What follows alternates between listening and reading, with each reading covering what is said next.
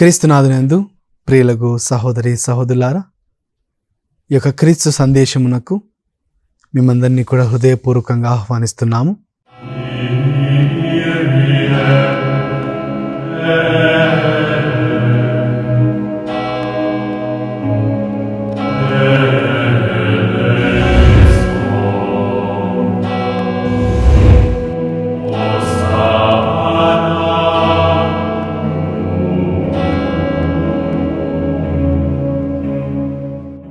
మరొక చిన్న ప్రార్థన ద్వారా దీన్ని ఆరంభించుకుందాం.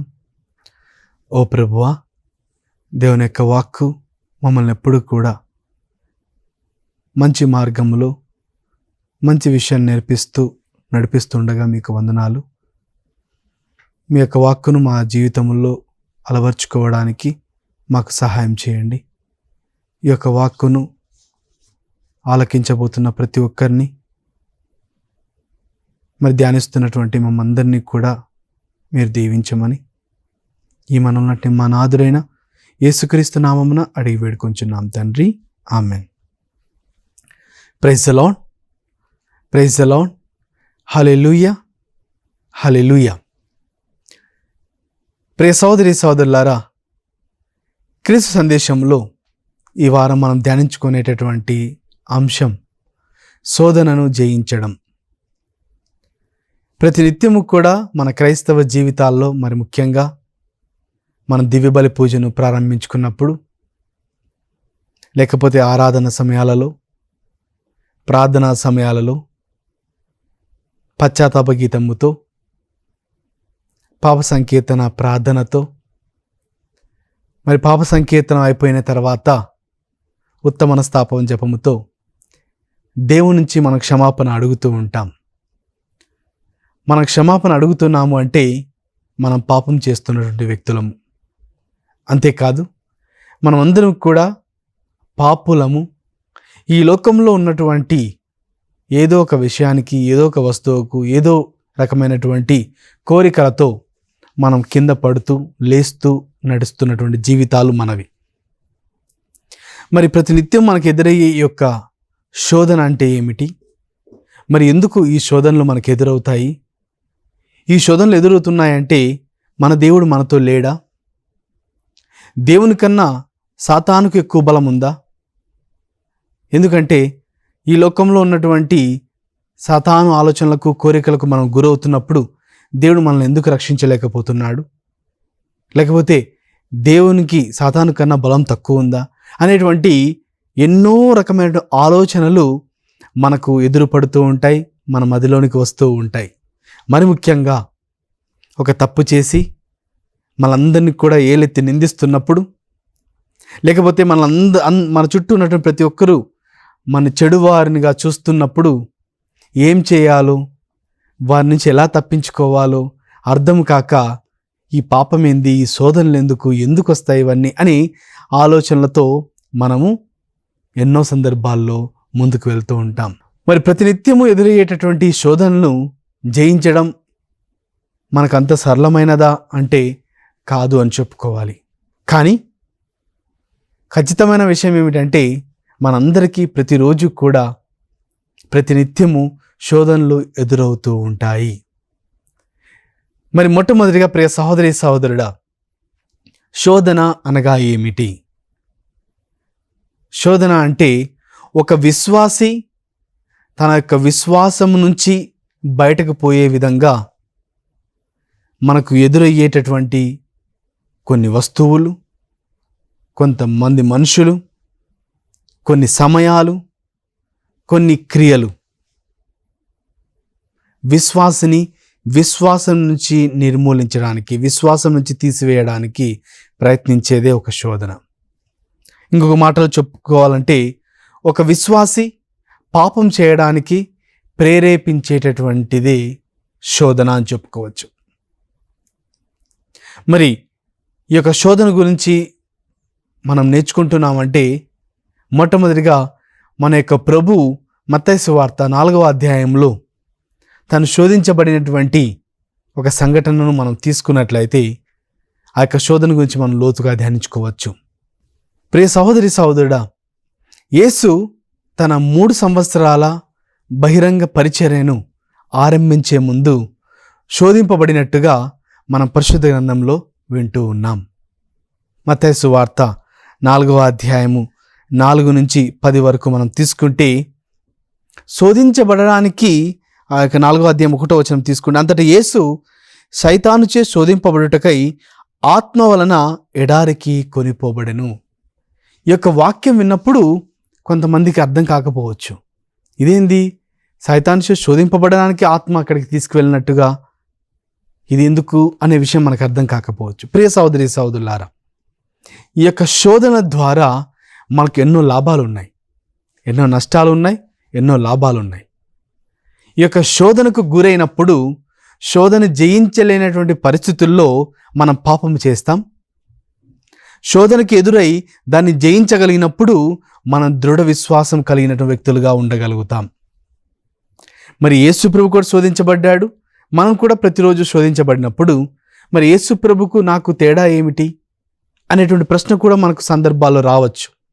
కానీ యేసు ప్రభు శోధింపబడినప్పటికీ పాపము చేయలేదు. అతను ఎలాంటి పాపము చేయలేదు. మానవులమైన మనము శోధించబడిన తర్వాత దానికి గురై మనం పాపం చేస్తూ ఉంటాం. ఈ యొక్క తేడాను మనం గుర్తించాలి. మరి ప్రియ సహోదరి సహోదరులారా, ఈ యొక్క శోధనలో ఒకసారి మనము స్టెప్ బై స్టెప్ చూసుకుంటూ ఉంటే, యేసు ప్రభు ఆ శోధనని ఏ విధంగా వాక్కు ద్వారా జయించాడో మనం నేర్చుకోవచ్చు. మత్తయి సువార్త 4వ అధ్యాయము 4వ వచనం తీసుకుంటే, ఆ యొక్క వాక్యములో సాతాను చెప్తుంది, నీవు దేవుని కుమారుడవైనచో ఈ రాళ్లను రొట్టెలుగా మార్చునట్లు అనుమతిమ్ము. ఎందుకంటే 40 పగళ్ళు రాత్రులు యేసు ప్రభు ఉపవాసం చేసిన తర్వాత ఆకలిగా ఉన్నటువంటి పరిస్థితుల్లో, ఇదిగో ఈ యొక్క రాళ్లను, ఆ కొండ మీద ఉన్నటువంటి రాళ్లను నువ్వు రొట్టెలుగా మార్చుకొని తినవచ్చు కదా. ప్రభు చెప్తున్నాడు, మానవుడు కేవలం రొట్టె వలన మాత్రమే కాదు, దేవుని నోటి నుండి వచ్చు ప్రతి మాట వలన జీవించును. అనగా దేవుని యొక్క వాక్యము మనకు జీవమును ఇస్తుంది. మరి 2వ సందర్భంలో 5వ వచనం 6వ వచనం నుంచి చూసుకుంటే, నీవు దేవుని కుమారుడవైనచో క్రిందికి దుముకుము, ఏలైనా నిన్ను గూర్చి దేవుడు తన దూతలకు ఆజ్ఞ ఇచ్చును, నీ పాదమైనను రాతికి తగలకుండా నిన్ను వారు తమ చేతులతో ఎత్తి పట్టుకుందురు. అప్పుడు యేసు యొక్క సమాధానం, ప్రభువైన నీ దేవుణ్ణి నీవు శోధింపరాదు అని లేఖనము వ్రాయబడి ఉన్నది. మరొకసారి ఆ యొక్క లేఖనాలలో వాక్యములు రాసినటువంటి వాక్కును దేవుడు యేసు ప్రభు సాతానుకు తెలియజేస్తూ ఆ యొక్క శోధనను జయిస్తూ ఉన్నాడు. మరి 3వదిగా, నీవు సాష్టాంగపడి నన్ను ఆరాధించిన ఎడల నీకు ఈ సమస్తమును ఇచ్చేదను. సాతాను ఆ విధంగా శోధించినప్పుడు ప్రభు చెప్తున్నారు, సైతాను పొమ్ము, ప్రభు అయిన నీ దేవుని ఆరాధింపము, ఆయనను మాత్రమే నీవు సేవింపము అని ప్రభు పలుకుతున్నారు. ఈ 3 పరిస్థితుల్లో, సంఘటనలలో ప్రభు దేవుని యొక్క వాక్కును వినియోగించి శోధనను జయించగలుగుతున్నాడు. ఈ యొక్క శోధన ద్వారా మొట్టమొదటిగా యేసు ప్రభు మనం ఏ విధంగా సాతాను లేకపోతే దాని శోధనను జయించాలో మనకు నేర్పిస్తున్నాడు. దేవుని యొక్క వాక్కులో ఉన్నటువంటి ఆ యొక్క బలమును మనం వినియోగించుకొని జయించగలగాలి. మరి ప్రతిరోజు మనకు ఎదురవుతున్న ఈ యొక్క శోధనను మనం ఏ విధంగా జయించాలంటే, మొట్టమొదటిగా దేవుని యొక్క పరిశుద్ధ గ్రంథముతో. అందుకనే ఇప్పుడు పరిస్థితుల్లో యూట్యూబ్ ఛానల్ ద్వారా, లేకపోతే దివ్యవాణి టీవీ ఛానల్ ద్వారా, ఇంకా వేరు ఛానల్స్ ద్వారా, మొబైల్స్ ద్వారా అన్ని చోట్ల కూడా మనం వాక్యాలు వింటూ ఉన్నాం. వాక్యాలు వినే అవకాశాలు ఉంటున్నాయి. ఈ యొక్క దేవుని వాక్కు మన జీవితాలను ప్రతినిత్యం కూడా ప్రభావితం చేసినప్పుడు మనం సాతాను జయించగలుగుతాం అని మనం గుర్తుపెట్టుకోవాలి. ఇంకొక మీకు చిన్న ఉదాహరణ ప్రియ సహోదరి సహోదరుడా, మన నిజ జీవితంలో మనకు ఆ యొక్క శోధనలు ఎదురైనప్పుడు మనకు 2 స్వరాలు వినిపిస్తూ ఉంటాయి. ఒక దొంగతనం చేయాలన్నా, ఒక చెడు పని చేయాలన్నా, ఒక మంచి పని చేయాలన్నా 2 స్వరాలు వినిపిస్తూ ఉంటాయి. ఒకటి, ఆ యొక్క చెడు పనిని కొనసాగించు, నీకేమి కాదు అని ప్రేరేపిస్తే, మరొక స్వరము, అది తప్పు, అది చేయకూడదు. అందుకనే మనం ఒక దొంగ పని కానీ ఒక తప్పుడు పని చేసేటప్పుడు కొద్దిగా ఆలోచిస్తాము, సంకోచిస్తాము, జంకుతూ ఉంటాము, భయపడుతూ ఉంటాము. కారణం ఎలా చేయాలి, చేయాలా వద్దా అనేటువంటి దీనినే శోధనగా కూడా మనం చెప్పుకోవచ్చు. అర్థము కాదు. చేయాలని ఒకవైపు మనసు లాగుతూ ఉంటే ఇంకొక వైపు చేయకూడదని దేవుడు మనం వెనక్కి లాగుతూ ఉంటే మనం దానిలో ఏది నిర్ణయం తీసుకోలేక కొన్నిసార్లు ఆ శోధనకు గురై పాపంలో పడిపోతాం. కొన్నిసార్లు శోధనకు బలి కాకుండా దాన్ని జయించి మనం తిరిగి దేవుని చెంతకు వెళ్తూ ఉంటాం. మరి ఇది ఉదాహరణగా తీసుకున్నప్పుడు మనం ఇంకొక విషయాన్ని గుర్తుపెట్టుకోవాలి. ఈ యొక్క శోధన ద్వారా సాతానుకు ఉన్నటువంటి ఉద్దేశం ఏమిటి? శోధన ద్వారా సాతానుకు ఉన్నటువంటి ఉద్దేశం ఏమి అని తెలుసుకోవాలంటే యోహాను సువార్త 10వ అధ్యాయము 10వ వచనాన్ని ఒకసారి చదువుకుందాం. దొంగవాడు దొంగలించుటకు, హత్య చేయుటకు, నాశనం చేయుటకు మాత్రమే వచ్చును. సాతాను యొక్క ఉద్దేశం ఈ యొక్క శోధన ద్వారా మనల్ని దొంగలించడానికి, హత్య చేయడానికి, నాశనం చేయడానికి వస్తే మన యొక్క ప్రభు యొక్క శోధన ద్వారానే నేను జీవం ఇచ్చుటకును దాన్ని సమృద్ధిగా ఇచ్చుటకు వచ్చి ఉన్నాను అని పలుకుతున్నారు. ప్రియ సహోదరి సహోదరుడా,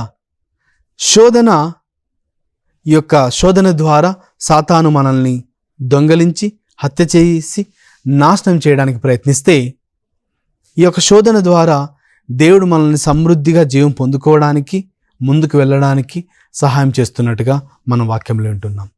ఇప్పుడు మీరు నన్ను ప్రశ్నించవచ్చు, ఫాదర్ గారండి, ఈ యొక్క శోధన అంటేనే ఒక చెడు గుణం కదా, ఈ యొక్క శోధన ద్వారా ఈ యొక్క సాతాను మాత్రం మనం శోధిస్తుంది కదా, మరి దేవుని యొక్క ఉద్దేశం ఏమిటి? ఒక శోధన ద్వారా సాతాను మనం నశింపజేయాలని ప్రయత్నిస్తే ఈ యొక్క శోధన ద్వారా ఇంకొక ఉద్దేశం ఉందా? దేవునికి కూడా ఒక ఉద్దేశం ఉందా అంటే ఉంది. మన వాక్యం ద్వారానే మాత్రమే నేర్చుకుందాం. కొరింథీయులకు రాసిన మొదటి లేఖ 10వ అధ్యాయము 13వ వచనాన్ని ఒకసారి చదువుకుంటే దేవుని యొక్క ఉద్దేశం ఈ యొక్క శోధన ద్వారా ఏముందో ఒకసారి నేర్చుకోవచ్చు. ఇప్పుడు ఒక చిన్న విరామం తీసుకుందాం.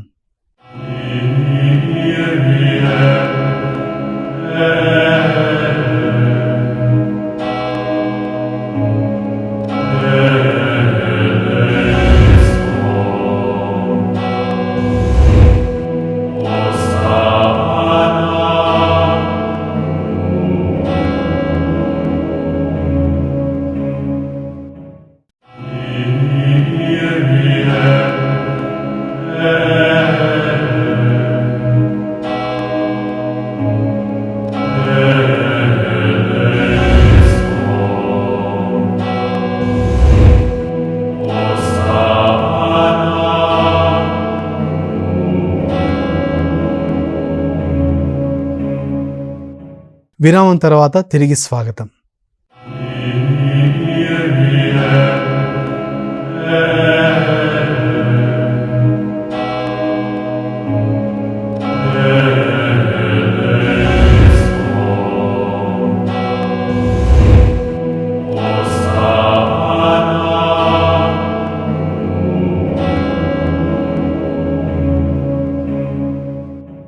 మానవులకు సాధారణము కాని ఏ శోధనయు మీకు కలుగలేదు. ఏలైనా దేవుడు నమ్మదగినవాడు, మీ నిగ్రహ శక్తిని మించి మిమ్ము శోధింపనీయడు. అంతేకాక మీరు శోధింపబడినప్పుడు దానిని సహింపగల శక్తిని మీకు ఒసగి బయటపడు మార్గమును మీకు ఆయన చూపును. ఈ యొక్క వాక్యం విన్నప్పుడు మనకు అనిపిస్తుంది, ప్రభువే యొక్క శోధనలు మన యొక్క జీవితంలోనికి పంపిస్తున్నాడా అని కూడా కొన్నిసార్లు మనకు అనుమానం రావచ్చు. కొంతమంది కుటుంబాల్లో లేకపోతే వ్యక్తిగత జీవితంలో అప్పుల పాలైనప్పుడు, విపరీతమైన కష్టాలు ఎదురైనప్పుడు దేవుడు నాకు ఇంత బాధ కలుగుతున్నా నన్ను ఇంకా ఎందుకు ఇన్ని శ్రమలు పెడుతున్నాడు అంటే, ఇంకా కొంతమంది సలహాదారులు చెప్తూ ఉంటారు, దేవుడు నిన్ను టెస్ట్ చేస్తున్నాడేమో, పరీక్షిస్తున్నాడేమో. మీరు ఇది ప్రతిసారి కూడా వింటూ ఉంటారు. ప్రియ సహోదరి సహోదరులారా, వాక్యం ఎంతో క్లుప్తంగా పరిశుద్ధ గ్రంథం నుంచి చదువుతున్నానండి. ఈ యొక్క మనకు చేత కానటువంటి శక్తి లేనటువంటి శోధనను దేవుడు మనకి ఇవ్వడు. అలాంటి శోధన మనకు కలగనివ్వడు. కానీ మనకు శోధన వచ్చింది అంటే దానిని భరించే శక్తి, దాన్ని ఓర్చుకునేటటువంటి ఓర్పు, అదేవిధంగా దాని నుంచి బయటపడడానికి మార్గమును కూడా దేవుడు చూపిస్తాడని, మీరు శోధించబడినప్పుడు దాన్ని సహింపగల శక్తిని మీకు ఒసగి బయటపడు మార్గమును కూడా యేసు ప్రభువు మనకు చూపిస్తాడు. అనగా ఈ యొక్క శోధన మనకు ఎదురైనప్పుడు మనము జంకిపోయి భయపడిపోయి నా జీవితం అయిపోయింది, ఇంకా నా జీవితానికి ఇంకా వేరే మార్గం లేదు అని తలంచి ఉండిపోకుండా, మనకు శోధన కలిగినప్పుడు దాని నుంచి లేచి దాన్ని జయించుకొని ధైర్యం కలిగిన వ్యక్తుల వల్లే ముందుకు వెళ్ళాలి అని మన ప్రభు మన నుంచి ఆశిస్తున్నాడు. ఎందుకంటే ప్రియ సహోదరి సహోదరులారా, ఎంతోమంది కౌన్సిలింగ్కి వచ్చినప్పుడు, లేకపోతే కొంతమంది వారి సందేహాలను అడగడానికి వచ్చినప్పుడు వాళ్ళ జీవితంలో ఉన్నటువంటి కష్టాలను వారు పంచుకుంటూ, ఇంకా నాకు వేరే మార్గం లేదు ఫాదర్ గారండి, ఒకటే ఒక మార్గం, ఒకటి చచ్చిపోవాలి, లేకపోతే నాకు ఈ జీవితమే వద్దు, ఎప్పుడు కూడా ఇదే మాటలతో మనం మాట్లాడుతూ ఉంటాం. అంతటితో మన జీవితం, ఒక కష్టము, ఒక శోధన, ఒక బాధ వచ్చినప్పుడు అంతటితో మన జీవితం ఆగిపోదు. దేవుడు నిన్ను నన్ను పరీక్షిస్తున్నాడు, మన యొక్క విశ్వాసాన్ని ప్రకటిస్తున్నాడు, మన యొక్క జీవితాన్ని లేవనెత్తాలని దేవుడు నేర్పిస్తున్నాడు. మీరు ఏ విధంగా అయితే మీ యొక్క చిన్నారి బిడ్డలకు మార్గమధ్యంలో వెళ్ళేటప్పుడు, ఇదిగో రోడ్లో వెళ్తున్నప్పుడు ఎడం వైపున వెళ్ళాలి, రోడ్డు దాటుతున్నప్పుడు అటు ఇటు చూసి వెళ్ళాలి అని మీ యొక్క పిల్లలకు మీరు ఎందుకు నేర్పిస్తున్నారు? మీరు వారికి తోడుగా వెళ్తున్నప్పటికీ మీ పిల్లలకు నేర్పిస్తున్నారు. ఎందుకంటే ప్రతినిత్యము కూడా మీరు ఉండకపోవచ్చు, మీరు లేని పరిస్థితుల్లో కూడా నువ్వు ప్రమాదంలో మీ పిల్లలు పడకుండా ఉండాలని నువ్వు ఆశిస్తున్నప్పుడు, నిన్ను నన్ను సృష్టించిన దేవుడు, మనం ఒకవేళ మన యొక్క గర్వం వలన, అహంకారం వలన నాకు దేవుడు అవసరం లేదు, నాకు అన్ని కావాల్సినంతా ఉన్నాయి అని భ్రమపడి మనం దేవునికి దూరం అయినప్పుడు శోధనకు గురై ఎక్కడ పడిపోతామో అనే ఉద్దేశంతో దేవుడు మన జీవితంలో కొన్ని పరీక్షలను ఇస్తూ ఉంటాడు. ఈ యొక్క పరీక్షల ద్వారా మనం కష్టపడుతూ బాధపడుతున్నామని కాదు, ఈ యొక్క పరీక్షల ద్వారా మనము మన యొక్క జీవితాన్ని అభివృద్ధి పరుచుకుంటూ ఉన్నాము. అందుకని వాక్యం తెలియజేస్తున్న విధముగా, దేవుడు నమ్మదగిన వ్యక్తి, మీ నిగ్రహ శక్తిని మించి మిమ్ము శోధింపబడనీయడు. కావున ఈ శోధనలు కలిగినప్పుడు మనలో ఉన్నటువంటి భయమును పక్కన పెట్టి ధైర్యాన్ని మనం తెచ్చుకొని ఆ యొక్క శోధన జయించే మార్గమును వెతకాలి. కానీ శోధన వచ్చేసింది, నా జీవితం అయిపోయింది అని అక్కడ కూర్చోవడం కాదు. ఎందుకంటే క్రైస్తవ జీవితము ఒక విశ్వాస జీవిత ప్రయాణము, అంతటితో ఒక చోట ఆగిపోదు. కొన్ని సంవత్సరాలు నేను విశ్వాసాన్ని జీవించాను, ఇంతటితో నా జీవితం అయిపోయిందా అంటే లేదు. చివరి వరకు కూడా ఈ యొక్క జీవిత ప్రయాణాన్ని కొనసాగిస్తుండాలి. ఎన్నో ఆటుపోట్లు రావచ్చు, ఎన్నో అడ్డంకులు రావచ్చు, అయినప్పటికీ వాటితో ఆగిపోకుండా వాటిని జయించి వాటిని అధిగమించి ముందుకు వెళ్ళడమే క్రైస్తవ జీవితము. దర్శన గ్రంథము 2వ అధ్యాయము 10వ వచనాన్ని మనం చదువుకుంటే, ప్రియ సహోదరి సహోదరులారా, ఎంతో అద్భుతమైన విషయాన్ని మనం నేర్చుకోగలుగుతాం. మీకు కలుగబోవు ఎట్టి శ్రమలను గూర్చి భయపడకుడు, ఆలకింపుడు. శైతాను మిమ్ము శోధించును, మీలో కొందరిని చెరలోనికి త్రోయించును. మీ బాధలు 10 దినములు మాత్రమే. మరణించు వరకు విశ్వాసపాత్రులై ఉండుడు, అప్పుడు మీకు జీవ కిరీటమును అనుగ్రహించను. ప్రభు తెలియజేస్తున్నారు, ఇదిగో సైతాను మిమ్మల్ని చెరలోనికి త్రోయిస్తాడు, ఎన్నో శ్రమలకు గురి చేస్తాడు, ఎన్నో శోధనలకు గురి చేస్తాడు. అందరితో నా జీవితం ఆగిపోయింది, నాతో దేవుడు లేడు, నేను సాతాను వశమైపోయాను అని భయపడనక్కరలేదు. ఆలకించండి, వాక్యం తెలియజేస్తుంది, ఇవి కేవలం 10 రోజులు మాత్రమే, అనగా కొద్ది రోజులు మాత్రమే. ఇవి మనకు ఎదురవుతూ ఉంటాయి. జీవితం అంతం వరకు కూడా మనకు శోధనలు ఎదురవుతుంటాయి. కానీ యేసు ప్రభు ఏ విధంగా అయితే తను శోధించబడి గెలిచాడో వాక్యము ద్వారా, మనము కూడా ఈ యొక్క వాక్యము ద్వారా మనము సాతాను జయించగలగాలి. ఈ యొక్క వాక్యము ద్వారా మనము ఈ యొక్క శోధనను జయించగలగాలి. ఈ యొక్క శోధన జయించగలిగినప్పుడు మనం ఇతరులకు కూడా చెప్పగలుగుతాం. ప్రియ సహోదరి సహోదరుడా, ప్రియ సహోదరి సహోదరుడా, ఈ యొక్క శోధన వచ్చినప్పుడు మనం భయపడకుండా ఉండడానికి ఇంకొక వాక్యంను కూడా మనం ఒకసారి ఆలకిద్దాం. ఎందుకంటే ఈ యొక్క శోధనలు మనకు భయాన్ని కలిగిస్తూ ఉంటాయి. కానీ ఎఫెసీయులకు రాసిన లేఖ 1వ అధ్యాయము 4వ వచనం చదువుకున్నట్లయితే 3 నుంచి, క్రీస్తునందు దేవుడు మనల్ని ఆశీర్వదించి మనకు దివ్యలోకపు ప్రతి ఆధ్యాత్మికమైన ఆశీస్సును ఒసగుచున్నాడు. ప్రతి ఒక్క ఆశీస్సును దేవుడు ఒసగుతున్నప్పుడు ఆయన ఎదుట మనము పవిత్రముగాను నిర్దోషములుగాను ఉండుటకు లోక సృష్టికి పూర్వమే ఆయన మనల్ని క్రీస్తునందు తన వారినిగా ఎన్నుకొనెను. అనగా మనం దేవుని యొక్క బిడ్డలుగా ఉన్నప్పుడు, దేవునికి వారసులుగా ఉన్నప్పుడు మన జీవితంలో ఇంకా ఎక్కువ శోధనలు రావచ్చు, భయాందోళనకు గురయ్యేటువంటి ఆ సాధనలు రావచ్చు. కానీ వాటిని జయించుకుంటూ ముందుకు వెళ్ళాలి. ఉదాహరణకు తీసుకుంటే యేసు ప్రభువును 3 సంవత్సరాలు తన యొక్క యేసుక్రీస్తు యొక్క పరిచర్యలో 3 సంవత్సరాలు అన్ని అద్భుతములను చూస్తూ, యేసు ప్రభు చెప్పిన మాటలను ఆలకిస్తూ, యేసు ప్రభుతో స్వయంగా దగ్గరగా ఉండి జీవిస్తూ, తనతో ప్రయాణం చేస్తూ ఉన్నటువంటి శిష్యులు చివరి సమయంలో ఏ విధంగా చెల్లాచెదురైపోయారు. ఆ సమయంలో వాళ్ళు శోధించబడ్డారు. ఆ సమయంలో అనుకున్నారు వాళ్ళ జీవితం అయిపోయింది. ఆ సమయంలో అనుకున్నారు మేము నమ్ముకున్నటువంటి ఈ యొక్క యేసు ప్రభు చనిపోయాడే, ఇంకా ఏం మార్గం ఉంది. ఎవరి పనులకు వాళ్ళు వెళ్ళిపోవాలని నిర్ణయించుకున్నారు. ఎవరి మార్గంలో వాళ్ళు వెళ్ళిపోవాలనుకున్నారు. కానీ ప్రియ సహోదరి సహోదరులారా, అలాంటి సమయాల్లోనే శోధనకు గురైనప్పుడు మనం జయించగలగాలి. అలాంటి పరిస్థితుల్లో వాళ్ళు చెల్లాచెదురైనప్పటికీ మరొకసారి పవిత్రాత్మ సహకారం ద్వారా వాళ్ళు తిరిగి మళ్ళీ పెంతెకోస్తు రోజున పవిత్రాత్మను పొందుకొని ఒక్కటిగా చేరి ఏ విధంగా సాతాను జయించారో, శోధన జయించారో వాళ్ళు జయించారు కావున, వాళ్ళు అనుభవించారు కావున ఈరోజు అద్భుతమైన విషయములను పేతురు ద్వారా, పౌలు ద్వారా, సువిశేష పట్టణాల ద్వారా మనం ఎంత లోతుగా ధ్యానించుకోగలుగుతున్నాము. అనగా ఈ యొక్క శోధనకు గురైనటువంటి సమయంలో వాళ్ళు భయపడిపోయి చెల్లాచెదురు అయినప్పటికీ వాటిని జయించగలుగుతున్నారు. మరి మన జీవితంలో కూడా ఇలాంటి సందర్భాలు రావచ్చు. మనకు అనిపించవచ్చు, దేవుడు నా జీవితంలో లేడండి, నా జీవితం నుంచి ప్రభు తొలగిపోయాడు, లేకపోతే దేవుడు నన్ను వదిలిపెట్టాడు. కొంతమంది మాట్లాడుతున్నప్పుడు కౌన్సిలింగ్లో ముఖ్యంగా చెప్తూ ఉంటారు, ఫాదర్ గారు నాకు నమ్మకం పోయిందండి, దేవుని మీద నమ్మకం పోయింది, ఇంకా నాకు చర్చికి వెళ్ళే అవసరం కూడా లేదు అంటూ ఉంటారు.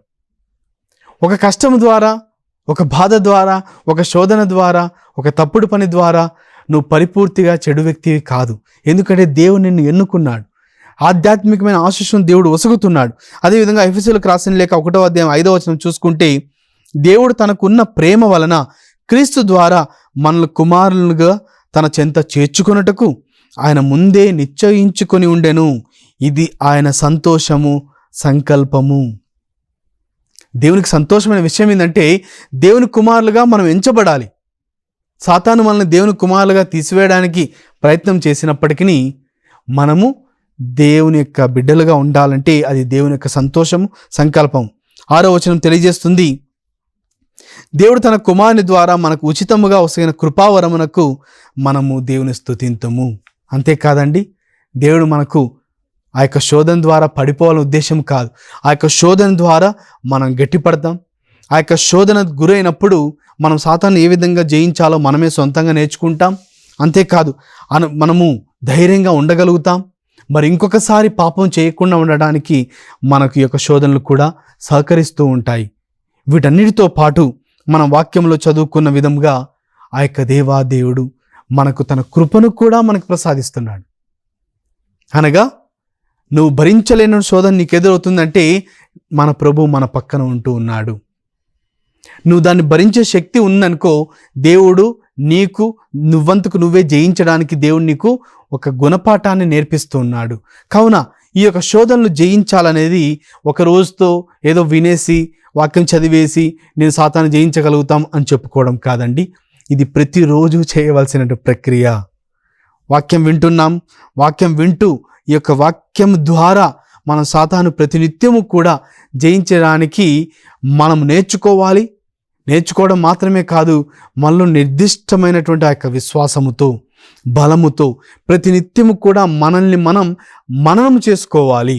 మన యొక్క జీవితాన్ని గమనించుకుంటూ ముందుకు వెళ్ళాలి. అప్పుడు మనకు అర్థమవుతుంది, నేను నా యొక్క జీవితాన్ని ఎటువైపు నడిపిస్తున్నాను.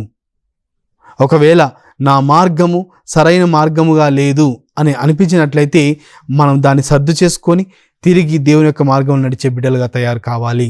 చాలా సందర్భాల్లో మన యొక్క జీవితాలు అటు కాకుండా ఇటు కాకుండా ఉంటాయి. అక్కడే మనము పప్పులో కాలు వేసేది. మన యొక్క జీవితాలు పూర్తిగా అటు పాపం వైపు ఉన్న కనీసం దేవుని యొక్క కృప మన మీద పడినప్పుడు మనము పుణ్యాత్ములుగా మారే అవకాశం ఉంది.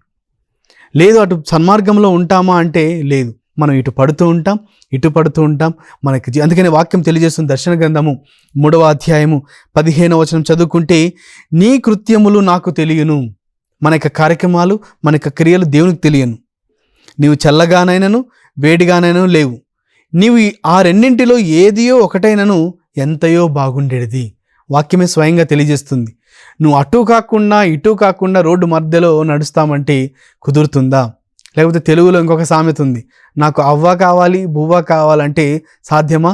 కాదు.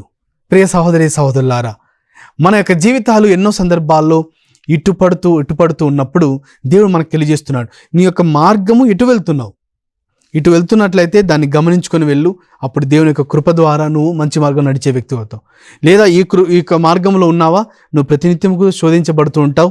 కానీ దేవుని యొక్క కృప ద్వారా పడిపోకుండా తిరిగి లేవగలగాలి.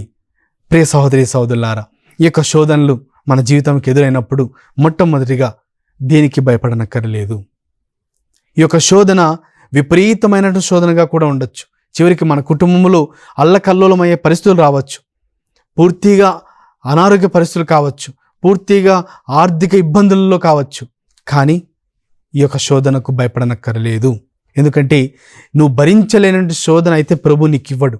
అది నీకు వచ్చింది అంటే నువ్వు దాన్ని భరించగలుగుతావని ఒక ఉద్దేశం. అంతేకాదు, నువ్వు భరించేటటువంటి శక్తిని కూడా, మార్గాన్ని కూడా దేవుడు ఇస్తున్నాడు. ఇది గుర్తుపెట్టుకోవాలి. మరి రెండవది, ఈ యొక్క శోధన ద్వారా మనము పడిపోతామని భయపడకుండా, ఈ యొక్క శోధన ద్వారా నేను చేసిన తప్పును తెలుసుకొని సన్మార్గంలో ఉంటానని దృఢ నిశ్చయంతో మనం ముందుకు వెళ్ళాలి. మరి మూడవదిగా, ఈ యొక్క శోధన ద్వారా దేవుని యొక్క కృపను మనం అడగడం ద్వారా ఈ యొక్క శోధనను మనము జయించగలుగుతాము. ఈ యొక్క శోధనను మరి చివరిగా మనం దేని ద్వారా బాగా జయించగలుగుతామంటే దేవుని యొక్క వాక్కు ద్వారా. ఈ యొక్క వాక్యము రెండంచులు గల ఖడ్గము వంటిది.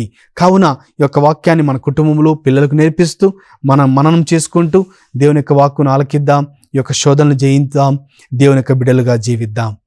మరి చివరిగా మనం అందరం కూడా కళ్ళు మూసుకొని ప్రార్థన చేద్దాం.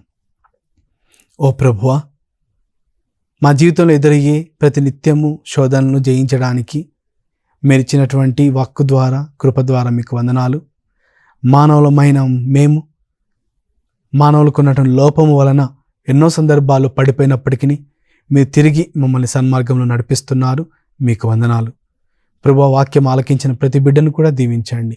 మరి ముఖ్యంగా వారి జీవితంలో ఎదురైనటువంటి విపరీతమైన శోధనలకు గురైనప్పుడు వాళ్ళు భయపడిపోయి దూరం అయిపోయినప్పటికీ మరొకసారి ఈ యొక్క వాక్యాన్ని ఆలకించడానికి వారికి అవకాశం ఇచ్చినందులకు మీకు వందనాలు.